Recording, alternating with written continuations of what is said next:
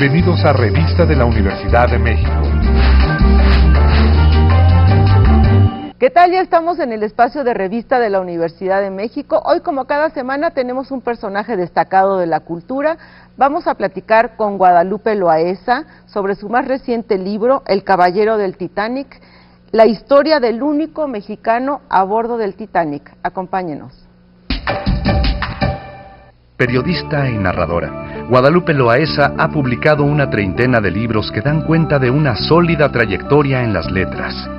En 1985 saltó a la fama con el título Las Niñas Bien, un retrato de la clase alta mexicana.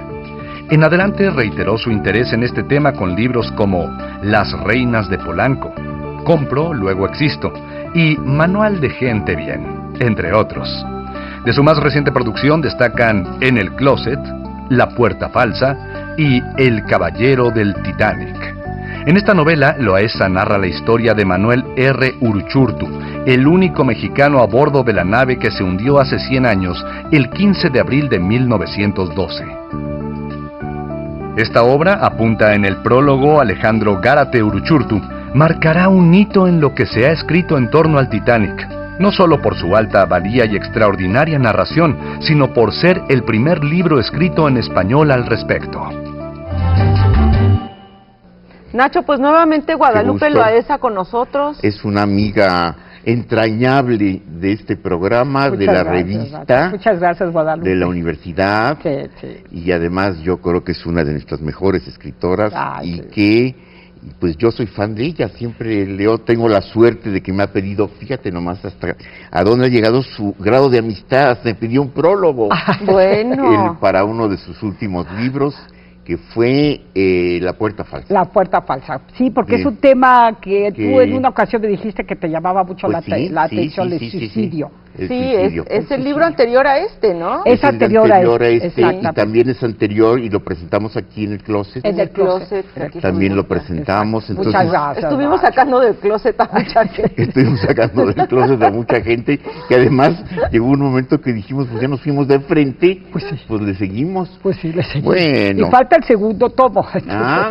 Mira. Y el segundo, el segundo va a traer más o menos lo mismo. No, va a haber historias que nuevas, inéditas, cómo no, sí, de personajes, de personajes, de muchas mujeres pues que también tenían sus secretos, pues tenían esta doble vida, ¿no? Quiero decirte que a una tía ya bastante entrada en años, una tía mía le derrumbaste a su ídolo, que era Sara García. Sí. Entonces me dijo, no, yo siempre he leído a Lupita Loaesa con mucho gusto, pero esto que me acaba de hacer no se lo puedo perdonar. ¿Por qué me lo dijo? Dice, ya a estas alturas, ¿para qué? Pues sí, es el periodismo. Dile que lo mismo sentí con Rock Hudson. Lo mismo. Bueno, mi suegra con Montgomery Clift. Pues sí, cómo no. Que fue terrible, pero bueno, vamos a meternos ahora con otro. al Titanic. Vamos a meternos al Titanic, ¿no? Que viene mucho al caso porque como nuestro país, ¿verdad? No tengo que está naufragando, pero casi, ¿verdad? Entonces, es muy emblemático la imagen del Titanic, ¿no? La metáfora es constantemente recurrida, ¿no? Este es su Titanic, nos vamos a hundir todos, como el Titanic, es algo que... Es una parábola del mundo. Es una parábola del mundo. Claro. Del mundo, de todo el mundo, de alguna manera, pues es del mundo y de cada uno de nosotros. Sí, cómo no. Ahí está ya esperándonos nuestro iceberg. Es nuestro iceberg. Lo mismo con el Waterloo también, ¿no? Después de la batalla de Napoleón. No, pues este es su Waterloo. No hay duda. Yo creo que esto fue un parteaguas, ¿no? Sí, cómo no. Claro que sí, Guadalupe. Fue un despertar en un año muy particular, 1912, 2 años antes de la Primera Guerra Mundial. Nuestro país totalmente convulsionado. Salía del porfiriato. ¿Qué tal? Y Madero, que tu personaje consentido, Madero que acababa de ser nombrado presidente de la República, porque nos estamos refiriendo al mes de abril de 1912. Fíjate nomás. Y en Europa, pues parecían las cosas todas muy seguras, todo estaba como muy programado, estaba entrando muchos países en la modernidad, el teléfono, el cine, el acero, en fin, parecía que todo estaba bajo control, como lo dice Stefan Zweig, ¿te acuerdas? En su libro maravilloso, El cambio del siglo XX al siglo XXI. Su libro que se llama El siglo de las luces, ¿o? No, ese es de Carpentier. Ese es de Carpentier. No, aquí lo citas, ¿no? Sí, ahí lo mencionas, es maravilloso el libro. Sí, porque las citas son buenísimas. Buenísimas, sí. Ahí está en el epígrafe, ¿no? Sí, hay un epígrafe, sí. Pero epígrafe. De pronto se dieron cuenta que lo que parecía inconcebible, es decir, que este buque que había sido, te puedo decir, la publicidad que hicieron. Ahí viene toda la tecnología moderna, como tú dices, viene todo, viene hasta el cine. Hasta el cine, que decían que era un buque que ni Dios lo podía hundir, pues fíjate nada más lo que pasó 4 días después de haber zarpado en East Hampton. Entonces imagínate que, para que veas que finalmente qué vulnerables y qué arrogancia de la empresa esta White Star Line, que decía que era el buque más moderno, más grande, mejor equipado. Insumergible. ¿Sí? Oye, una de las cosas que más de veras, porque sabemos tu capacidad de investigación, qué bárbaro, tu capacidad de escritura, además escribes muy bonito y muy bien. Muchas gracias. Bueno, pero este libro yo lo leí y sentí que atrás había una gran investigación. Fíjate que sí, ¿eh? ¿Y qué tiempo tenías trabajando en él? ¿Por qué no nos cuentas tu gestación, cómo fue? Mira, Nacho, sí hice mucha investigación porque las referencias eran muy superficiales. O bien la película de Cameron, que ha tenido tanto éxito, o bien cosas que te cuentas de otras películas, ¿no? A Night to Remember, Una noche para recordar. Bueno, y la otra versión del Titanic. Y la otra versión, sí. Exactamente. Entonces, pero ¿qué había detrás? ¿Qué había detrás de su construcción? ¿Qué pasajeros viajaban? Y fíjate que me encontré con la sorpresa de que no había ningún libro escrito en castellano. Este es el primero que se escribe en castellano.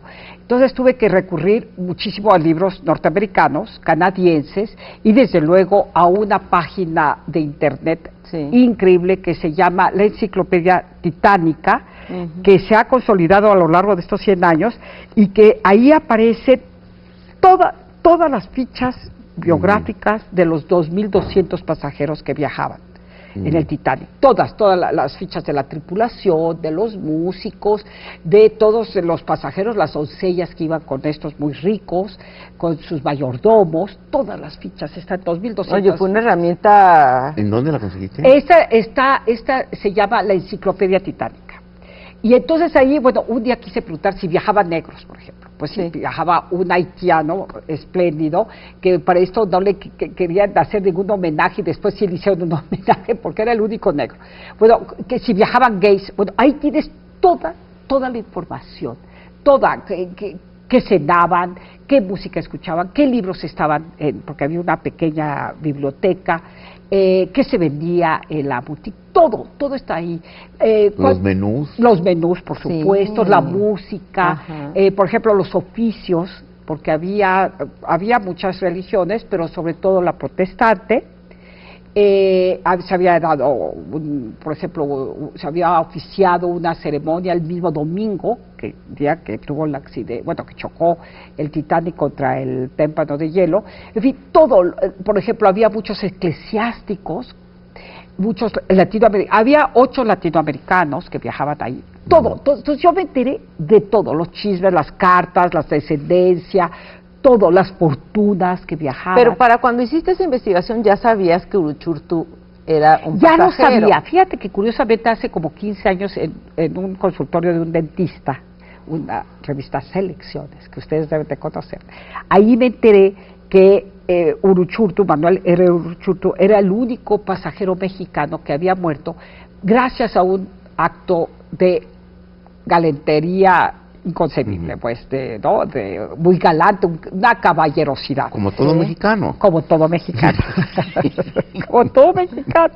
Y entonces me impresionó mucho. Me puse en contacto con su sobrino nieto, que es Alejandro Gárate Uruchurtu, y me contó toda la historia. Entonces, cada vez que nos veíamos, ay, vamos a escribir el libro, vamos a escribir, pero pasaba el tiempo, hasta que se llegó al aniversario de los 100 años, fíjate, del hundimiento. Entonces dijimos, no, pues es el momento. Pero a ver, cuéntanos sobre ese acto de heroico. Pues nada, fíjate. Pero a ver, ¿quién era Manuel Uruchurtu? Mira, Manuel Uruchurtu era diputado, 4 veces diputado, muy porfirista. Su padrino político, su tutor, era Ramón Corona. No, Ramón Corral, perdón. Ramón Corona no, ya había combatido en la batalla de Puebla, no, perdón. No, Ramón Corral, vicepresidente. Vicepresidente, y él había, porque era de Hermosillo, Sonora. Corral había nacido en Hermosillo, Sonora, también Manuel R. Uruchurtu. Entonces era un abogado muy disciplinado, así, muy porfirista, criticó a Madero. Estaba de acuerdo con la terrible matanza de los yaquis, imagínate, pues como era entonces era así, tenían una mentalidad... bueno, y viajó en el Titanic por casualidad. Y viajó en el Titanic por casualidad, porque él había ido a París a ver a Ramón Corral, que ya estaba muy enfermo, que dice Carlos Tello, que se murió de sífilis. ¿Quién Ramón Corral. De sífilis, lo dice en su libro En el exilio, ¿te acuerdas? El exilio. Sí. Bueno, entonces hace todo un señalamiento ahí, Tello. Entonces lo va a ver Uruchurtu, él sale de México en el mes de marzo, primero va entonces a París, y luego de ahí se va a Madrid, se entrevista con algunos de las cortes, de sus colegas, y luego se va a Inglaterra. Por eso le dedico un capítulo a España, Francia y Inglaterra, en 1912, ¿qué pasaba?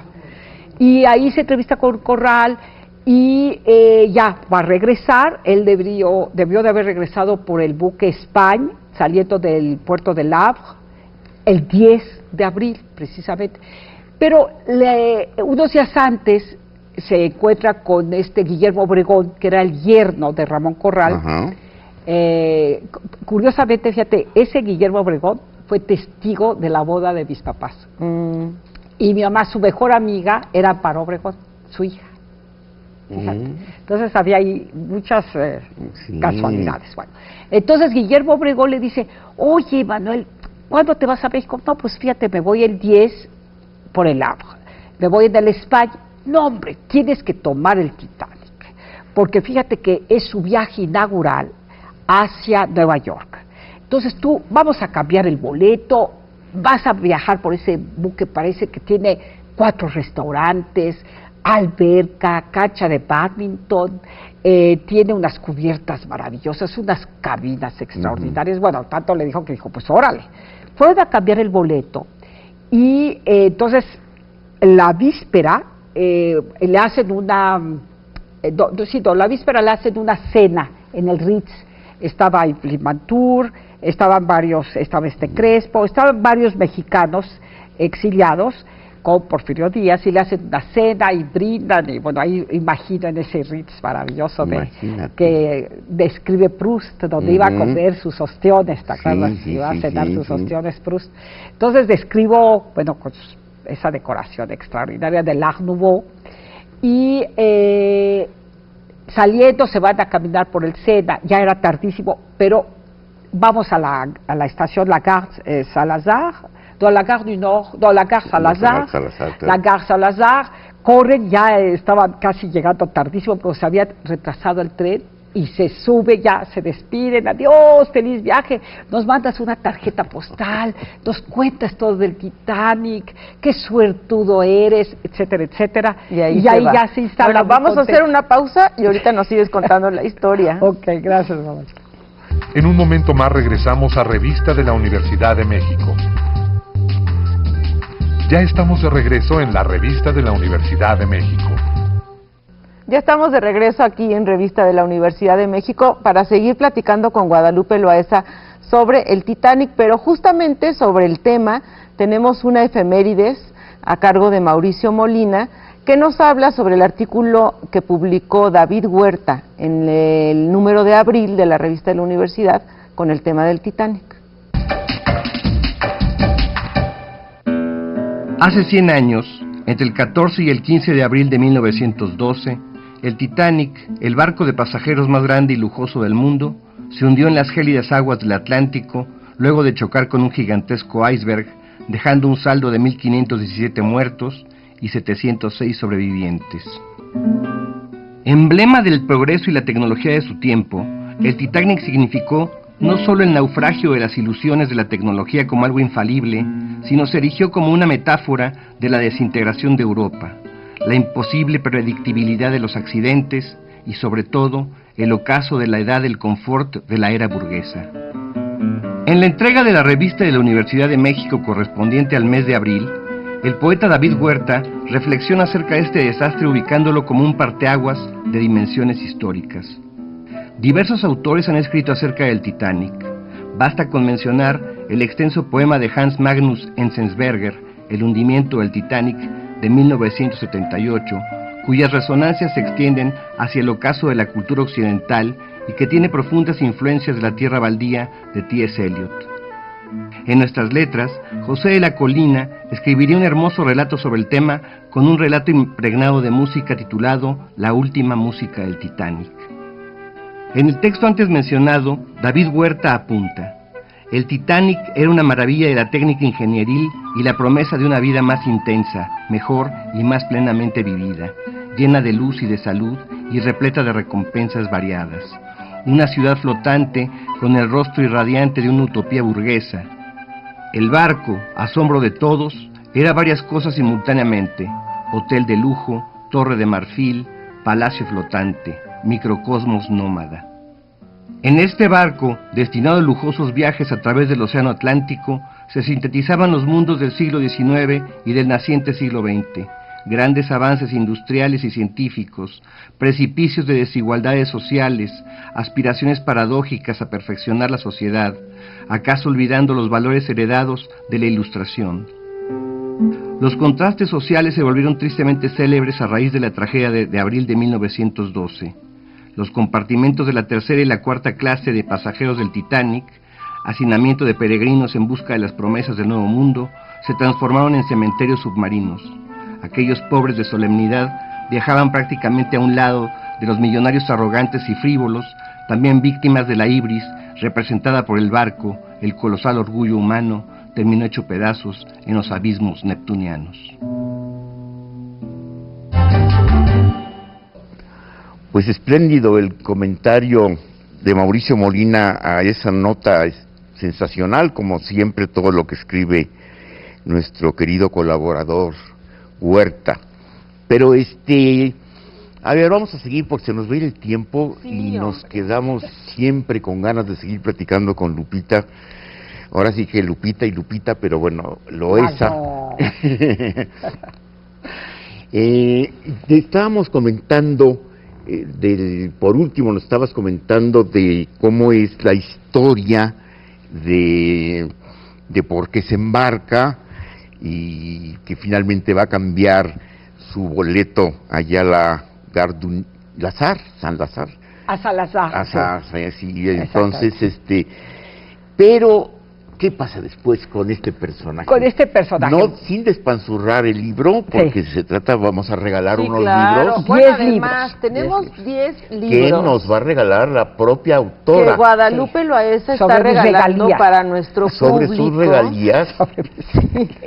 Bueno, Bueno, qué generosa Guadalupe. sobre el amplio pago que le va a hacer TV UNAM, no es cierto, ¿eh? No, Aquí pero sí hay que mucho gusto. decirle al Aquí nuestros público que invitados tenemos no cobran los nada. 10 libros para las primeras personas que nos escriban al correo electrónico que va a salir enseguida en la pantalla.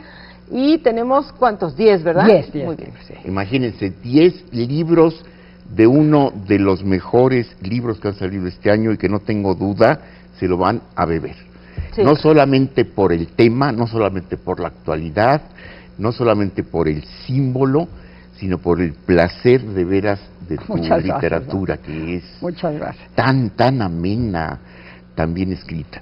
Pues Gracias, entonces, gracias. A ver, sin bueno. despanzurrar, Bueno. sí, oye, el final ya lo conocemos Ya lo de conocemos. todos. No, Sí. bueno, lo conocemos puesto que está en el inconsciente colectivo. Ya, a esas alturas sí, porque Ya, su sobrino todos sabemos nieto... que Sí, claro, su sobrino nieto desde hace prácticamente, ¿qué te puedo decir? Yo creo que lleva 30 años, 30 años con el tema de su tío abuelo, que viajó, el único mexicano que viajó en el Titanic. Bueno, entonces, ¿pero qué pasa con Manuel R. Uruchurtu? Bueno, pues se va con sus petacas, se había comprado un pianito para su hija Amparo, había comprado unos trajes suavos, ¿tú crees? Le llevaba unos trajes suavos a dos de sus hijos, había comprado una muñeca de porcelana preciosa, en fin, todo, estaba muy contento. Llegando a Cherburgo, que es donde ahí él zarpa, de Cherburgo, porque sale de... los primeros pasajeros salen de East Hampton, Southampton, es que está East y South, Southampton. Entonces llega a Cherburgo y ahí manda una tarjeta postal a su madre, y una tarjeta muy bonita que conservan por ahí, que se ve el buque maravilloso y le pone una flecha y dice: madre, este es el barco que voy a tomar en unos momentos. Ya te platicaré, voy a ir a Sonora, a verte a Hermosillo, Sonora, ya te contaré con lujo de detalle. Bueno, le manda la tarjeta y luego manda un telegrama a su hermano menor, Remigio, y le pone: embárcome, con una caligrafía muy bonita, por cierto. No le pone el acento, embárcome, porque sí es brújula, pero sí le pone muy bonito con una E así: embárcome, Manuel R. Uruchurtu. Bueno, pues ya se embarca, efectivamente. Los primeros días conoce a un uruguayo muy simpático, un pasajero uruguayo, que le platica que él es sobreviviente de quién sabe cuántos naufragios, y otros, un argentino, también hay un cubano español muy rico.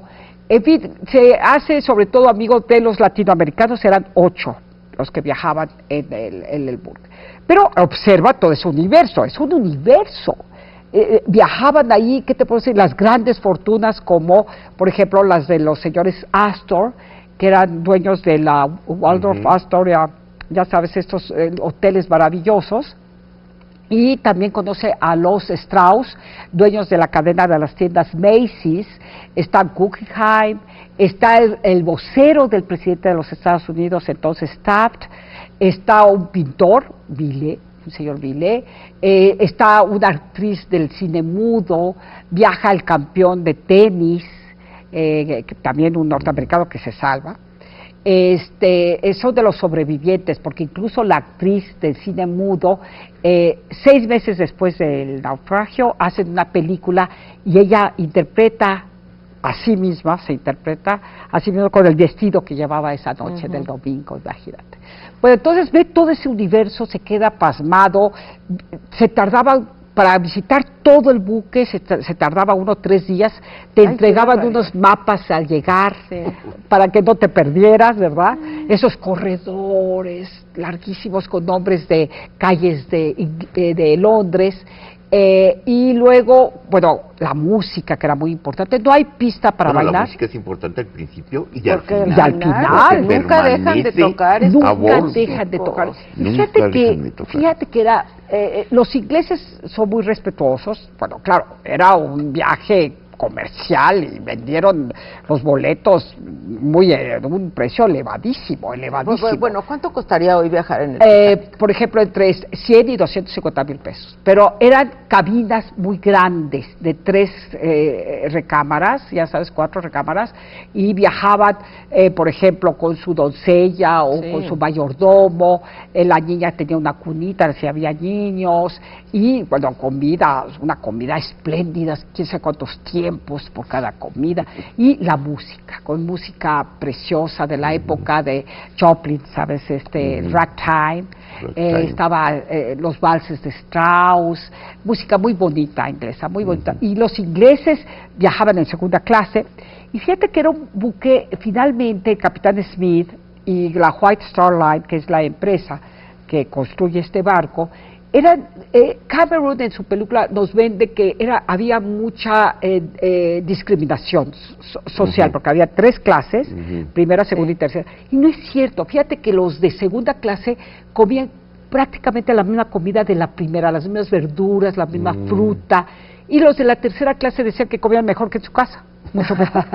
Es decir, que los de la segunda se sentían en primera clase y los de la tercera en segunda. Sí. Entonces, a todo el mundo les daba gusto, la tripulación era muy profesional, muy servicial, en fin.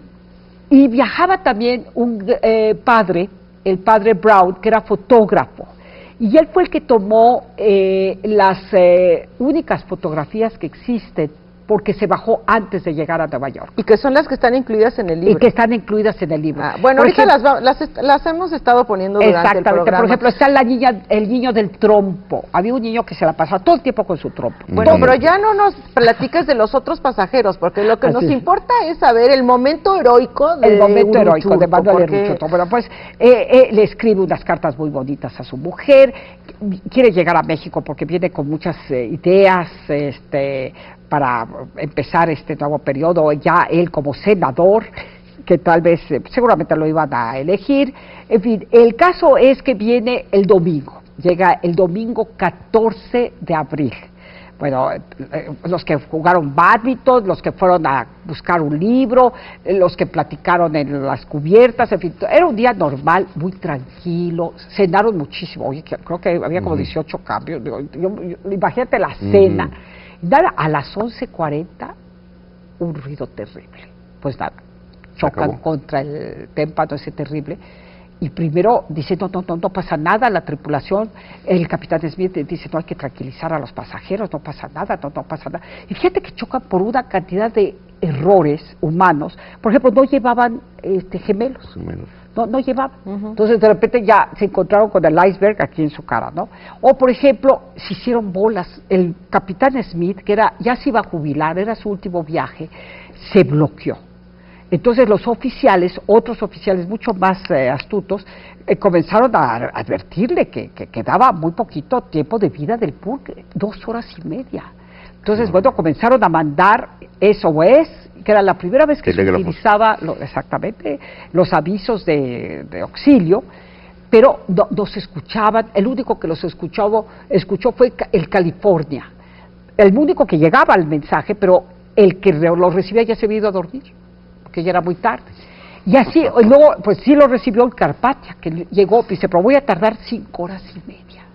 No, pues imagínate. Oye, y finalmente, lástima se nos está yendo el tiempo. No, pero el tiempo ya no nos por eso, pero cuentas de Uruchurtu. ¿Por qué no nos cuentas la decisión final? La decisión final. Bueno, entonces Uruchurtu se mete en la lancha salvavidas 11, que era ya de las últimas.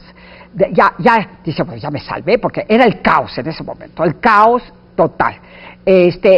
No es cierto que nada más los de la primera clase podían utilizar las lanchas salvavidas, no es cierto. Segunda, es más, de las primeras salieron muchos de la tercera clase, con niños, porque la consigna del capitán era las mujeres y los niños primero. Las mujeres y los niños primero. Pero en muchas ocasiones, como había 2 cubiertas, ya no había mujeres, sino que estaban del otro lado, entonces había que salvar a la gente. Entonces se sube en esa lancha número 11, Manuel Uruchurtu ya dice, por fin, después de terrible, y está bajando la lancha, y de repente en la segunda clase se le precipita una pasajera, Elizabeth Rummel Nye, y se dirige a él y le dice, señor, tengo que llegar a Nueva York. Mi marido me está esperando ahí con mi hijo, y ella lleva un bebé en los brazos.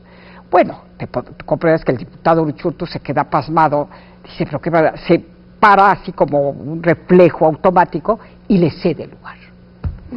Qué historia. Y la gran pregunta, que quedará siempre, y pues después de leer el libro, incluso me la hice personalmente y ahorita no quiero comentarlo, es, ¿le cederíamos el lugar nosotros, hombres y mujeres, sí, a un desconocido? A un desconocido que lleva en los brazos a un bebé. A un bebé. Hombre, Lupita, qué Oye, pasó muy rápido, creo que me tardé Óyeme, mucho en la bueno, descripción de la tienes película. mucho que decir. Bueno, pero ahí están los libros. Pero aquí Ahí están están los los libros. libros, Las fotografías. realmente de las felicidades. Ay, Es no, un muchas libro gracias, Guadalupe. interesante, entretenido. De una investigación exhaustiva. Sí, de una investigación No, y ahí exhaustiva. cito, ha de ser uno de tus autores también, Joseph Conrad. Sí, claro. Sí, cómo no, Joseph del manuscrito Conrad, que iba. escribió 4 veces después del accidente un texto extraordinario. Sí, sí. Extraordinario. Muy famoso. Bueno, Muy famoso. Guadalupe, Muchas muchísimas gracias. gracias por Guadalupe, estar con muchas gracias, nosotros. Nacho. Al contrario. Muchísimas Nosotros regresamos la próxima semana aquí a Revista de la Universidad de México. Muchas gracias.